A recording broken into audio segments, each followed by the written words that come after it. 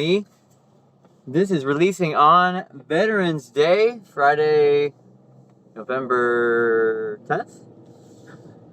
And happy Veterans Day to our veterans. I have several veterans in my family, veteran close friends. So this is also weird for me to talk about, given that I have like real veterans in my family and real veterans that I care about, I'm close with. But here's my story, and I'll let you kind of decide for yourself, and I'll tell you why and where I landed on it. So my parents are both veterans. It's actually where they met was when they were serving in the Air Force, and so I grew up really honoring and respecting veterans. I got that kind of from them, and I had lots of veteran military service questions that I asked as I was getting older, and that I learned from both my parents. I learned how to stand at attention for reasons I don't remember, but my mom taught me that specifically, and how to hold your hands, and I learned from them at some point how to march well. This is even before I even really had that much interest myself in the military, but just random things, that hospital corners, how to make a bed. I picked all these things up from my military parents as I was growing up. So I grew up very pro-military, and then during the summer before my senior year, I had a Army recruiter called the phone and asked me if I was interested. I don't know where he got my number from, except maybe just cold calling. But I said, sure. So Army recruiter came with his laptop and showed what was, for 2000, a very advanced PowerPoint at my kitchen table. And he says, hey, are you interested in doing this? Travel, camaraderie, excellence, paying for college, all these things. I was like, yeah, that sounds like a great idea. Paying for college, and also doing what I know my parents did. I know my sister had to fill out tons and tons of scholarships, or at least I heard my parents talking to her about filling out scholarships a lot. And the idea of doing tons of paperwork and keeping up with that myself, to be honest, I was not looking forward to. So the idea that I could just go do something that I was kind of interested in anyway and get my school paid for with a GI Bill was very appealing to me. So the next day I drove down to the military enlisted processing station, the MEPS building downtown. It's by the Enterprise Center. If you live in St. Louis, it's right over there. It's the building that kind of looks like a castle, but from the top also has a very prominent American flag on the top.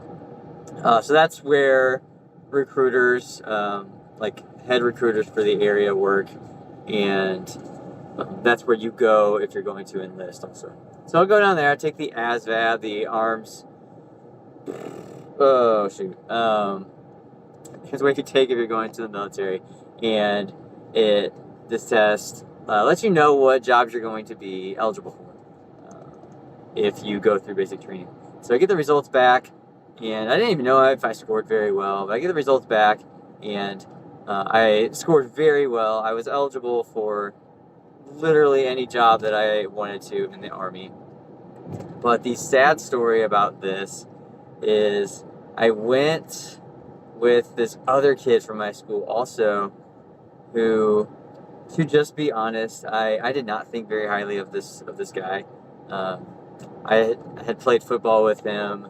I think our freshman year he was on the team, and he just was not super smart. Didn't totally seem like he had it all together. I'm sure that he had lots of reasons why that happened, lots of things that were not at all his fault that he was working against. But that same day he took it and did not even pass to like be Army eligible. And so that right there kind of let me know that maybe no actual diss to the Army, but I made the decision there. Maybe the Army itself was not for me. So I started investigating the other services at that point. I didn't know any better, so at this point I called them branches. But just so if you didn't know better, they're called the services. So I go to the contact the Air Force, and again, to be honest, this is a little bit cliche actually. I talked to the Air Force guy, and he was like super nerd. Was not impressive on that part. So my parents are both Air Force veterans, but with a heavy heart, I moved on from those guys. I was honest. I was like, that guy's a nerd. And then I contacted the Marine Corps, and this hard charging sergeant showed up at my door like the next day. I think I had just gotten home from weightlifting or something, football team, and Sergeant Kettleson, I think was his name, and he talked to me, talked about discipline, accidents, tradition, and travel, and the same GI Bill that the Army recruiter talked to me about. And he sold me on this for sure. So I talked to him first, and then we had a parent meeting later, and I was ready to sign up, enlist, to go be Private Baker USMC. And my parents actually were the one that put the brakes on this, and were like, whoa, we think you should go to college first, maybe. And I was like, but Dad, you literally, this was the path you did. You tell me all the time about how smart you are. What? And so they actually encouraged me to go the ROTC route, Reserve Officer Training Corps. If you went to college and had other students walking around in uniform and you were like, what in the world is their deal? They were probably ROTC kids also. And so the path that I went was I applied for a national scholarship through it was actually the Naval ROTC board, controlled Navy scholarships and Marine Corps scholarships. And so I applied to get a Navy ROTC scholarship. Ooh, I gotta get over with the Marine Corps option is what we called it. And so I went before this national board, did some extra working out, ran a random 3-mile fitness test in Forest Park, did some pull-ups on the side of a park there, and some sit-ups too with Captain Brown, maybe, was his name. He was the head of recruiting for the Marine Corps in St. Louis. And letters of recommendation from coaches and teachers and this whole package, and I got it. This very competitive scholarship I got, and it was good for up to $80,000 for college, with then the expectation that you fulfill all those requirements, and then you graduate, you get commissioned as a second lieutenant, as an officer in the Marine Corps, and then you pay back all that scholarship by your active duty service, which was great because I was planning on wanting to do this anyway, and my parents got kind of their wishes by me going to college first, and so I was ready to go. And if you would have asked my friends, is Chuck in the military, probably all of them would say yes. They would be kind of fuzzy about it, but I can't really think of a friend that was close to me that would have been like, no, Chuck's not in the military. Because so much of my life changed during that time. I had a military ID card. I had a set of uniforms that my friends knew that I had, just both the ones from home and the ones at Mizzou where I went to school. Once a week or more, I was in it was a Navy uniform. You didn't get to wear the Marine Corps uniforms until you went to officer candidate school after your junior year, or after you commissioned, is when you would wear them more often. But so I was walking around campus in a Navy uniform. I had Navy uniforms all in my closet. I had all this other military gear that was in my closet in my dorm room, or I kept it in my trunk once I got a car and was living off campus. I was waking up at 5 a.m. Monday, Wednesday, and Friday, and working out with all the other devil dogs on our intramural field. Like, so many things about my life in college would have suggested to anyone that I was in the military. And during summers, I spent a month in San Diego, technically on active duty as a reservist. With that military card on base in San Diego. I spent a lot of time at Camp Pendleton, naval base where they had submarines down there in San Diego. Spent 2 weeks on a Marine Corps Camp 29 Palms after my sophomore year. Began being active duty as a reservist. I went for 6 weeks to officer candidate school after my junior year, where I looked the most military-ish. Graduated from officer candidate school, which is, besides graduation, the step you have to do if you're an ROTC kid that you have to get to get your commission. So I graduated from officer candidate school.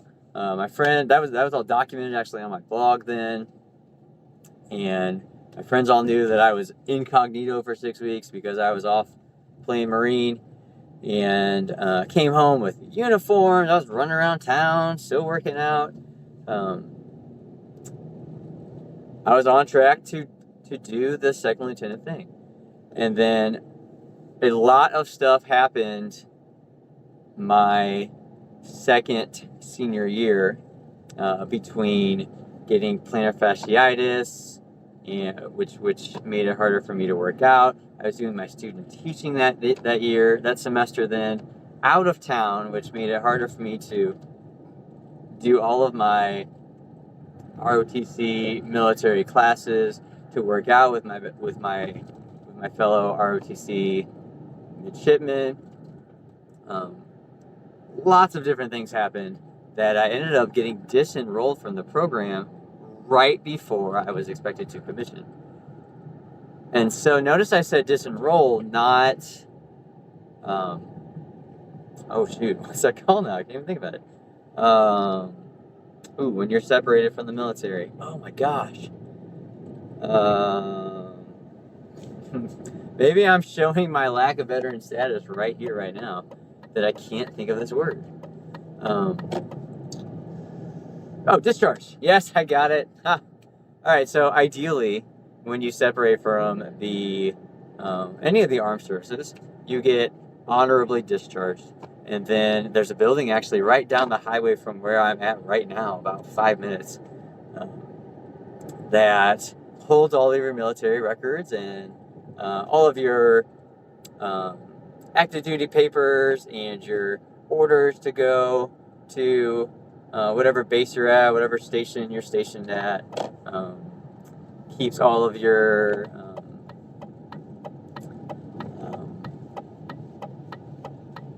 evaluations, all of your fitness scores, all that stuff. Any awards that you win, ranks you've achieved, tests you've taken, all that stuff goes onto your military record that you could look up in that building that's down the highway from me, actually, or you can look that up online also. And I have none of that because I never got that commission as a second lieutenant.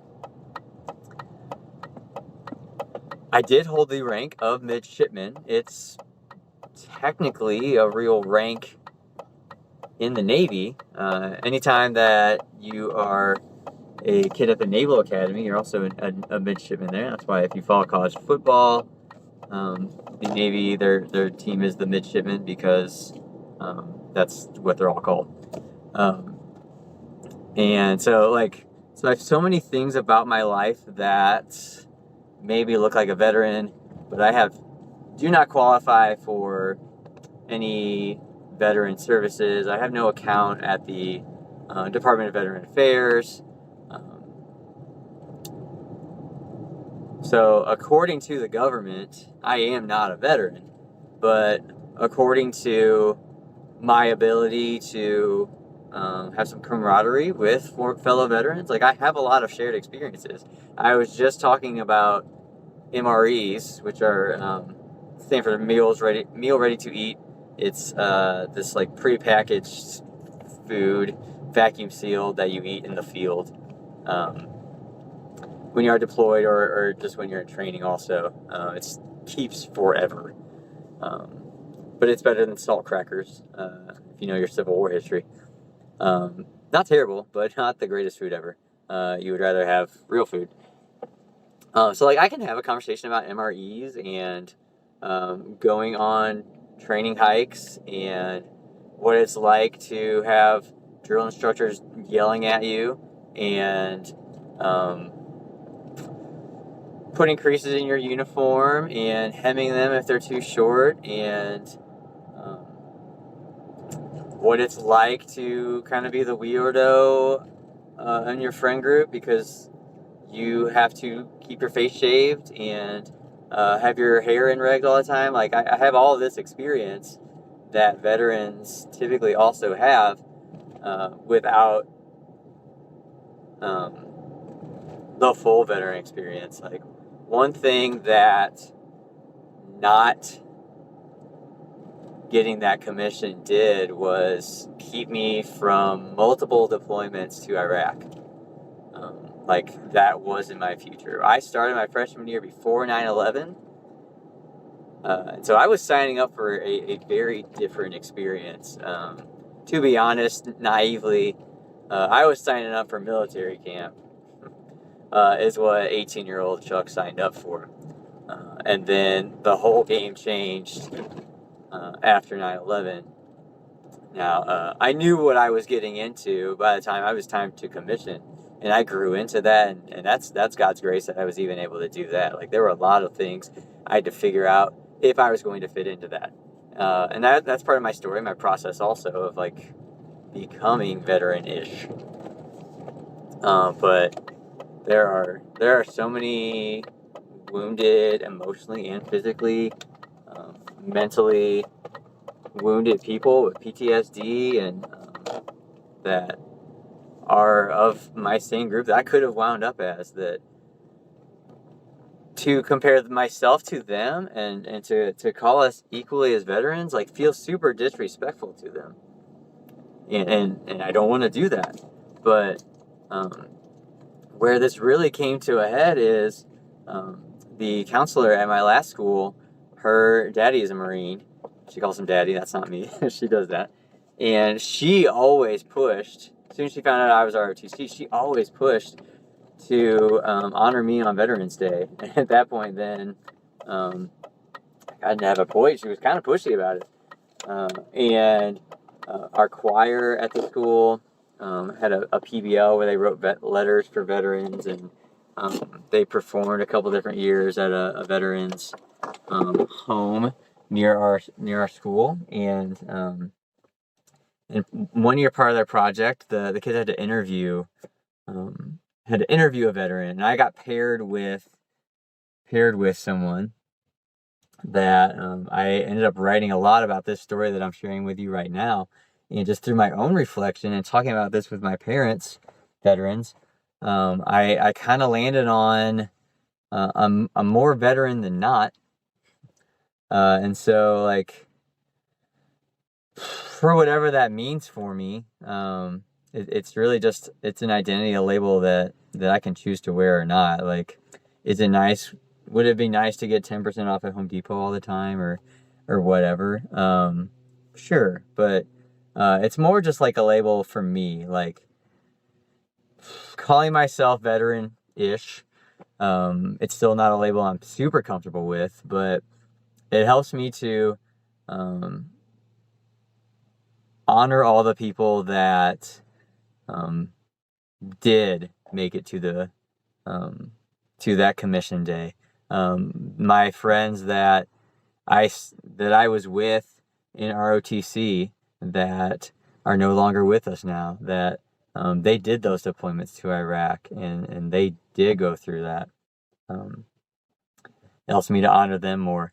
And the last piece that I hope that I can close on this episode with having my parents talk about it actually with me is they are Vietnam era veterans that did not deploy and go to Vietnam. And so while they have the for real veteran affairs account, they have the papers. They get all the VA rewards. They got GI Bills and that kind of thing. They have a similar experience, whereas um, if they, you've seen people wearing Vietnam veteran hats or Korea veteran hats, maybe. If when people wear those hats, the next question, if somebody's trying to really serve and respect that individual and thank them for their service, the next question is, where'd you serve in Vietnam, or where'd you serve in Vietnam, or something like that. And I think there was some time, hopefully at the end of this episode, you're going to hear my dad say this himself, or my mom. There was some time that they did not really identify as Vietnam era veterans. When we would be places and they would be publicly honoring veterans, they would stand up and they would talk about it, but they were still a little bit uneasy about it, for similar reasons as to what I feel.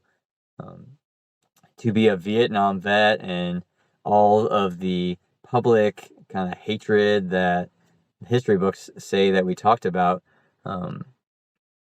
we as a culture, all the things that veterans that went to Vietnam and then came home and had to deal with. My parents don't totally have that story because they never left to Vietnam.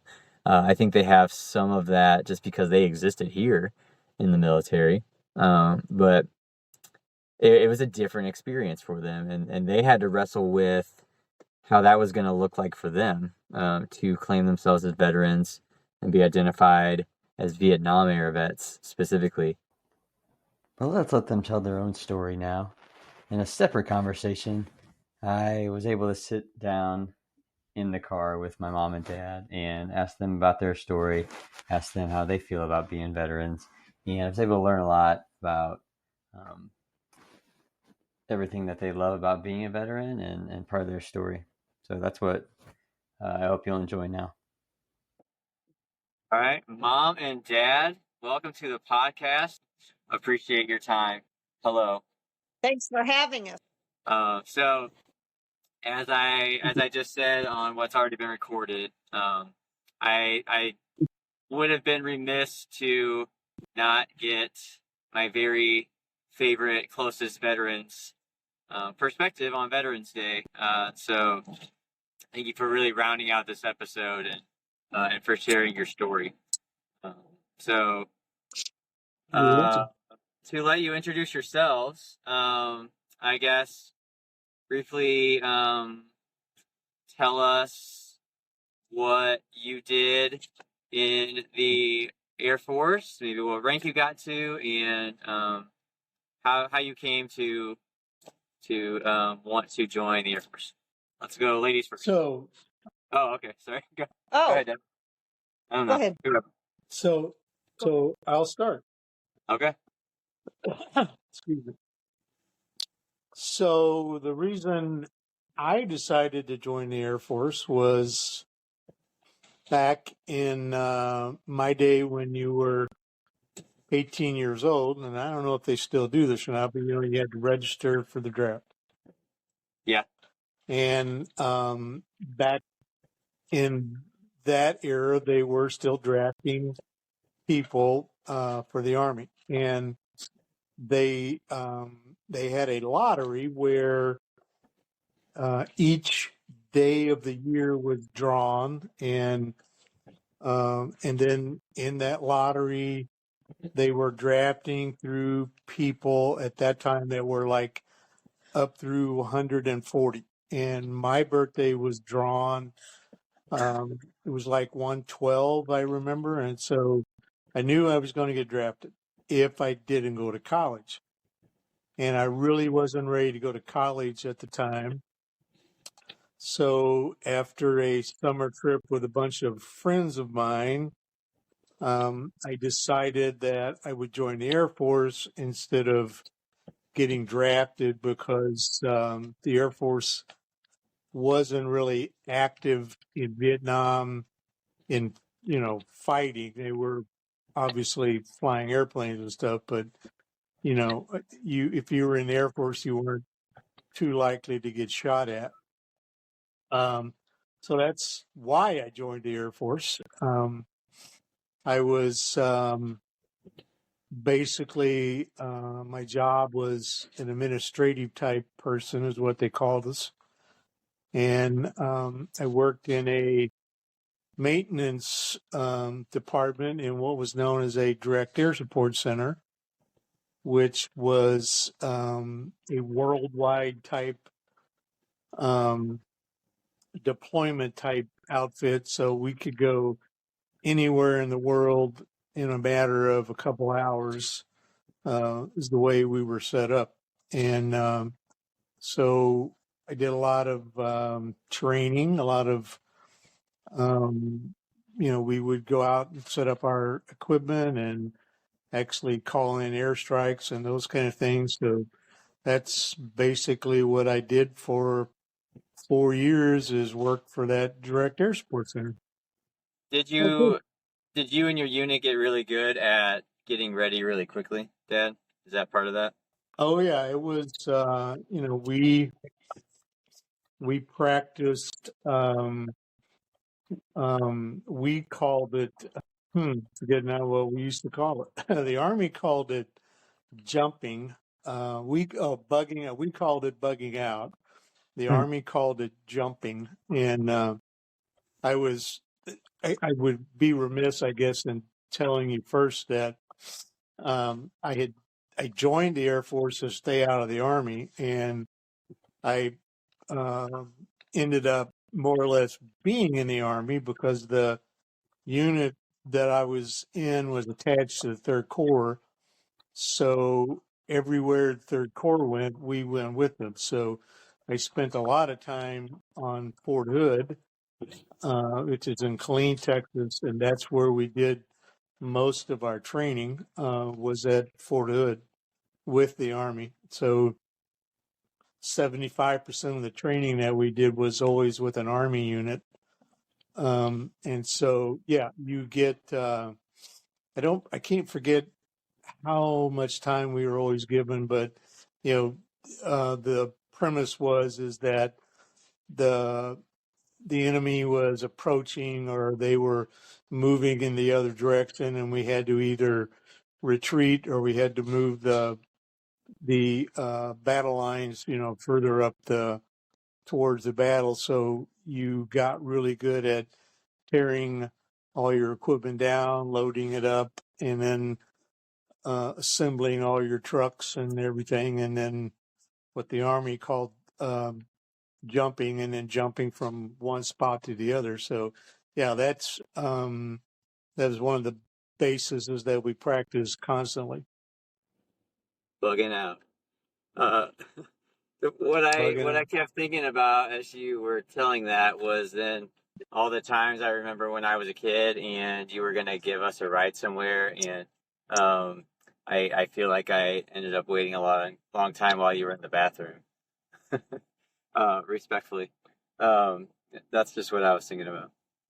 Um, but No, but I do the same thing now. I know, to my kids, so it's just part of dad life, I think. Um, So you mentioned you were at Bergstrom Air Force Base, was where you were mainly stationed, right, Dad? okay, you were breaking up a little bit. Repeat that. You mentioned you were mainly stationed at Bergstrom Air Force Base in Austin, right? Yes, Yes, I spent most of my time Bergstrom Air Force Base in Austin. I did, however, the last couple of years, we trained a lot in Alamogordo, New Mexico, which was I kind Holloman Air Force Base. I also spent a lot of time, wasn't permanently stationed at Holloman, but spent a lot of time there. All right, Mom. Let's jump over to you. Where do you jump into this story? How'd you do in the Air Force, and what'd you do, and where were you at? Okay. Well, I'm an Air Force brat, so I've known the Air Force since I was born. As I went through, and we went to several bases. My brothers were born at Shaw Air Force Base in South Carolina. I was born at Thule Army Depot in Utah. We went to Washington State outside Tacoma, and then we stayed in Marion, Kansas when Dad was overseas. So I was um, used to the Air Force life. Getting high, Dad got out of the military. We settled, went on through high school and stuff, and I knew I wanted to do something in the hospital lab field. I had never looked at college. I didn't have funding for college. So I thought, well, I could get that in the military, in the Air Force. It was good enough for Dad for 20 years. So I guess I can try it. In high school, I was between the nerdy bunch and the cool kids so much that I was in neither of them. So when I went to the military, went to the recruiter, and he got me guaranteed. He helped me get guaranteed lab field training when I went to the Air Force. So when I went to basic training, it was totally weird for me because I had never been by Oh, myself, wow. been on my own before. So here I fly to, and to get in the Air Force, I had several different physicals in Kansas City. I'd take the bus from Central Kansas up to Kansas City to the AFI station. And my first physicals, I didn't weigh enough to get in. You had to weigh 110, and I never weighed enough. So on the second visit, there was another girl that also did not weigh enough. So they had us eating bananas at night to get us enough weight the next morning. So when we weighed, we would meet the 110 weight limit. So then I got in, went to basic training, which was totally weird. That could be a whole other podcast. Then I went to got my lab training in Wichita at Shepherd Air Force Base at Wichita Falls, Texas. Went to Chanute Air Force Base in Rantoul outside Champaign-Urbana, which is no longer there, for my on-the-job training. And then I got stationed at Bergstrom in Austin. So that got me into the laboratory Wow. where I eventually worked over 30 So, years. who got there first? Who got the Bergstrom first? So how long were you there before I we did. all met? Oh, wow. That's a good. Almost 4 years. That's a good question. No, it wasn't that long. About 3 years. We We met my in first- February of 75. Yeah, February 75, which was almost 4 years, I guess. Yeah, for you, 3.5. That I had been there, because I got there in Wow. January of 71. So yeah, we didn't meet till Wow. February of I never 75. So I guess I I never just thought now about that realized I didn't timeline realize until I just it had been that long, because I as in long as my we've head been growing together. up, you were just always there, A, at the same time, and Yeah. B, just the whole time. But that a little bit mirrors my time at Mizzou and then Beth's time at Mizzou. When we met, I had been there for 4 years, and then she came, and to our kids, mom and dad were just at Mizzou forever, I'm sure, and that's really interesting. We have kind of a similar story. Yeah. Well, I had never really thought about it. I guess, but I mean, it does seem, like we've always been together. So I guess Yes, we have. I never really thought that I had been there 4 Wow. years Yeah. before we actually met. So It was a weird time in the Air Force for for us girls because there weren't that Uh-huh. many women in the military at that time. We had we had one dormitory that was locked 24/7, and we had security manning the doors, and you never propped the doors open. But then I always thought, if there's somebody that's 6'5" and 250 and wants Wow, to yeah. get in the building, he's going to get in the building. So we had to take extra care being the minorities on base. All right, so that's how you got there. And now my whole life, you've just been veterans. What is what do you like best about carrying the identity of a veteran? Good question. I guess no one's ever really asked me that, but I guess I love carrying it around because it um, I'm proud of myself for having done it because I think the statistics is what less than 1% of Americans are join the military. So even though I was doing it to kind of stay away from part of the military, I've always been proud of the fact that I did it. And you were saying that it's showing that veterans are tired of people saying Yeah. we really appreciate your Well, the service. the And part I didn't tell I you hadn't before we heard started that, recording but was um, in the I don't. survey results, people 65 or older were still okay with that. So I'm not really surprised for you to say that then. Oh yeah. So yeah. No. I still tell vets that I appreciate their service, and I still like people telling me that that they appreciated my service. So and that, I mean, I just I I I love the military. I love everybody that's in the military. I've always thought that, like Israel does, that everybody should serve their time in the military. Mhm. This would be a different country if they made every 18-year-old join the military for Yeah. 2 years. This would be a totally different place to live in. So, How about you, Mom? those are my thoughts about it. It's different being a female veteran because unless you're wearing um, a veteran's hat or some way to make yourself known as a veteran, people don't Mm-hmm. notice it as much. And when there was one time in Cape at the mall, there was something for Veterans Day, and I went and signed up for it. And she goes, "Well, this is for veterans."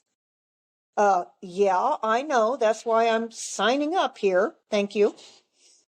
So I try, like, I just remembered I have my Air Force DD 214 sweatshirt that I will wear tomorrow for Veterans Day to help mark myself as a veteran. And it's being a veteran to me is important, and more so because of the experience that it had. It's one of those things I don't know if I would do it again, but I would not give anything for the experience that I had, what I learned about myself, that I could depend on myself, that I could do things. It taught me all of that. It was very good for me. It taught me that I can take care of myself. It brought out, I was never outgoing. Not that I'm outgoing now, but I can stand my ground now because I had to learn how to do that. And Hmm. I honestly think if I had not gone that route, that would not have been developed. Hmm. So it just being a female veteran, a lot of people don't understand that, what it means to have gone through basic training, to know that you have to hang your shirts in your locker this way. Mm-hmm. The discipline that it can teach you is important, and I'm just proud to be one of the few that have done it. Of course, there's many more now, but having been in the military in the early 70s, maybe I was a groundbreaker for those that are in the military now. Mm-hmm. Yeah. One thing that I always tell people that I admire about you is just how you go out and you do things, and that reflects a lot like a trailblazer kind of person. And I think that I guess I never knew that a lot of that you had to learn yourself, just so you could make it through and you could be successful in the Air Force. And then I also said on the part I already recorded, I definitely learned about hospital corners from you. So it was funny that you also just mentioned your hanging up your shirts just so in the locker. All right. I'll have to show you a picture sometime. I have one. Of your locker or your closet? Yeah. Scenario that we were in, I mean, we were always prepared for it and always training for it. Well, you came that close to going to Israel. That's what I always tell people. But you know, my the closest I ever got to combat was one of the Israeli Christmas of 73. Egypt conflicts. Mm-hmm. When we were at DEFCON 2 at that point, actually sitting on the aircraft, you know, just waiting to go. And we sat there on the aircraft for 3 days. Wow. Waiting to go. Wow. We had our equipment loaded. We had, you know, the airplanes loaded, and we sat on the tarmac for 3 days. They brought out porta potties. They brought out meals to us. They wouldn't let us leave because we were at DEFCON 1 and could have gone to, you know, we were at DEFCON 2. I'm sorry. Could have gone to 1 at any minute, so they didn't let us leave until the conflict was over. So that's the closest I got to it. But I, you know, I'm proud that I fought the war stateside. So that's what I tell people. Something I don't know that I ever told you. I was in basic training when the POWs came home. Mm-hmm. And they flew into Lackland where I was. Mm-hmm. We never, in basic, OCS may have been the same, I don't know. You didn't get to watch TV, you didn't get to do anything because you were there for training. But we had the TI on base that everybody was afraid of, so we got to do extra things. And we got to turn there was a TV in our Bay Area Day room that we did get to watch the POWs come off the plane. And one of the ones that we have heard speak at one of the Amway functions was Jeremiah Denton. And I got to see him come off the plane, and he got down on the ground and kissed the ground when he got back. Wow. So I was there, but not, you know what I mean? Same base, and I got to see it, but when you're talking Vietnam era, that was pretty awesome.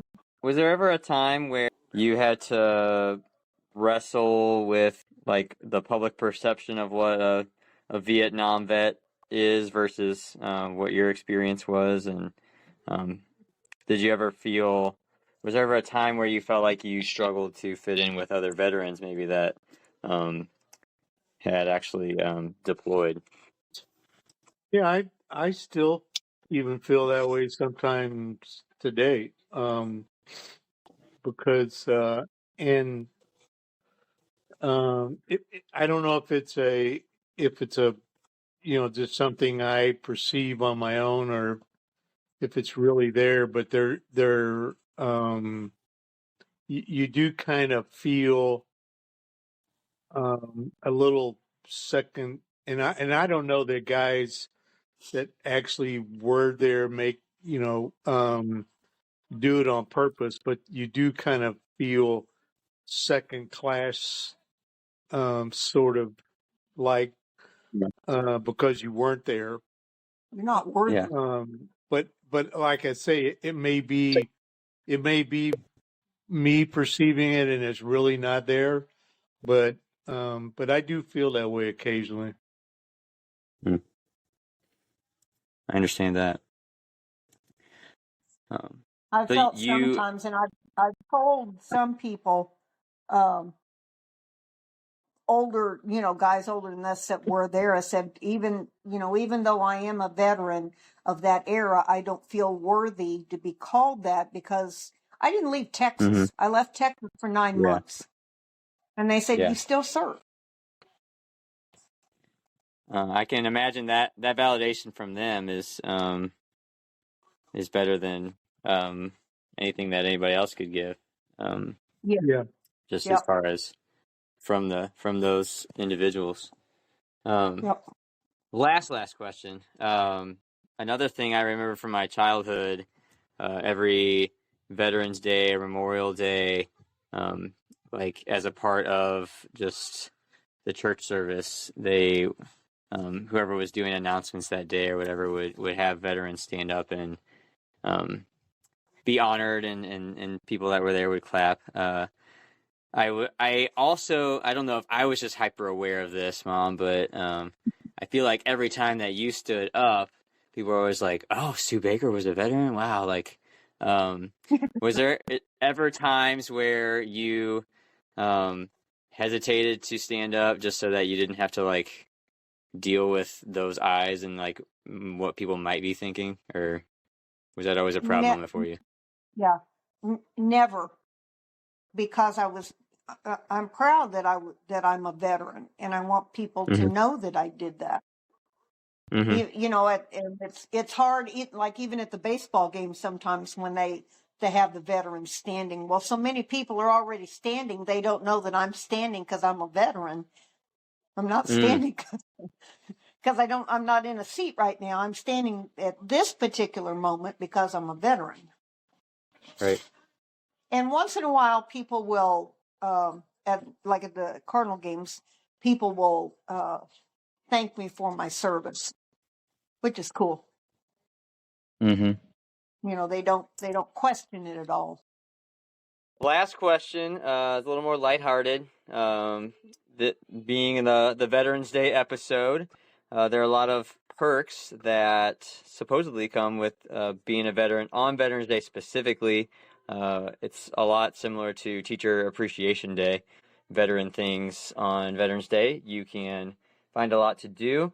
So I'm going to put a list in the show notes that you also could go look at when this episode comes out. But maybe Veterans Day specifically, or some stores have veterans perks kind of all the time. What is your favorite veterans perk, each of you? Well, I guess mine would be, you know,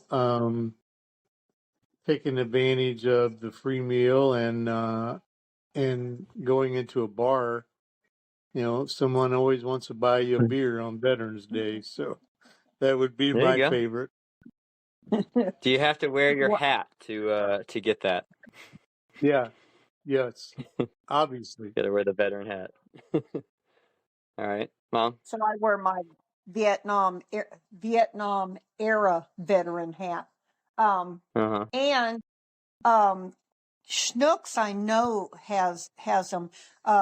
Some places have specific parking spots for veterans up close Oh, that we can didn't know take that. advantage of. Yeah, Yeah. some places do that. There's not a lot of them. So, yeah, I'll There park you go. here. That's There cool. you go. And the free food All is right. always good too. So anytime I Free don't have to food. cook. So To both of you, thank you for your service, and thank you for all the things you taught me of the lessons that you learned there, and you're definitely a part of my veteranish story. And so thank you for the role that you played for that, and the mentoring that you both gave me as I was going through my own path in ROTC. And I will talk to you again tomorrow when this comes out, but happy Veterans Day to you both. thank you. Happy Veterans Day. You're welcome. If you are a quote real veteran, especially if you did the combat duty that I ended up not going through, and you feel disrespected, I'm super apologize for that. I hope you'll hear my heart in it, and just where I wrestled through this. I hope you feel more respected, just because I value your journey and your place in America that I didn't get to. That I did not get to that step, but I super value and honor you, and I hope you feel respected in that. I'm in the driveway now, so I'm going to stop talking to myself here. And once again, happy Veterans Day, and thank you for serving all of you that have in the past and will in the future. And I hope you go thank a veteran also for their service today. Ask them their story. Just ask them. Try to make it as open as possible, I think, would be best for them. Don't make any assumptions and just let them talk. And at the very least, just thank them for their service. And I know from the veterans in my life, if you go at least that far, that they are going to appreciate feeling seen that day. So happy Veterans Day, all. I'll see you on the next drive. Thanks for riding shotgun today.